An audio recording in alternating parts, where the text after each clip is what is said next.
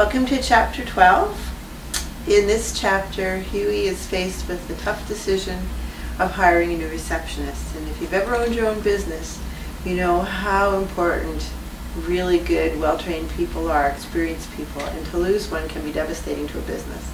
So I sort of wrote a chapter around that and incorporated characters from a number of different situations. Bernie, the receptionist he eventually hires, is based on a real person, an absolutely lovely, lovely lady who worked at the cat hospital for a number of years. Back in the old days, before there was much computer and internet and all that kind of stuff, we would advertise in a newspaper and receive resumes, applications for the job via mail. And I remember going through these ad nauseum, and you never really knew what someone was actually going to be like. Especially one girl who indicated she had worked at McDonald's where she severed people and cleaned up afterwards. True story. Well, hopefully not a true story. True line from the resume. This chapter also introduces Ann Cummings, who is based on a real person. We first met Ann, she was probably in her late 70s, and I remember her very well. She was a regular client. We used to make host calls for her, and she always wore a shirt, like a lime green shirt, and it said "Unclaimed Treasure" on it. She was 78 years old, never been married, and traveled all over the world, and her nephew had got her this particular little shirt, which I thought was really cute. So I incorporated her into this chapter. Anne had a pair of lovely female cats, a little bit overweight, but they were very nice cats. Claude in the story is not Anne's cat. He's based on a few cats that we've known over the years.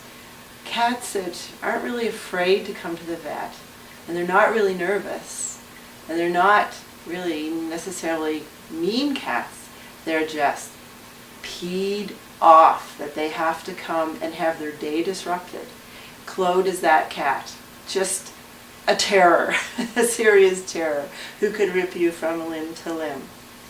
So along with that comes this rare phenomena. I'm not a vet and I don't know what causes it, and I know it's quite rare, but sometimes animals can go almost into a trance-like state when they have something touching them. I don't really mean like what I'm doing in the stand here, just a little patting, but just something that goes very lightly over their skin, and it's almost like a hypnotic, I wish I had that right now, hypnotic Zen-like state they go into. Oh, movie stars, he wants to go.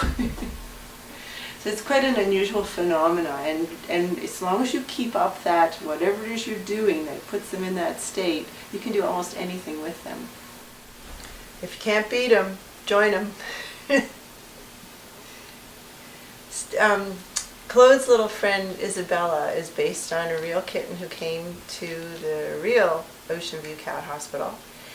Just a wee little thing. She probably wasn't even 6 weeks, maybe just 6 weeks. And she was seriously ill.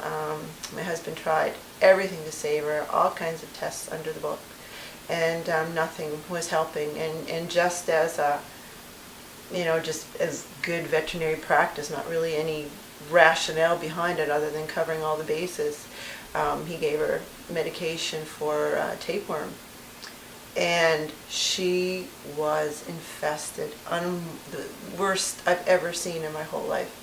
And this medication saved her life, and it was such a dramatic recovery after a week of being so sick that it's I'll never forget her, and I'll never forget the feeling when we saw all the tapeworm segments and saw her bouncing off the kennel walls, and like a kitten should be bouncing off the kennel walls. So it's a happy story. So from all of us here in the living room, we'll see you next week for Chapter 13.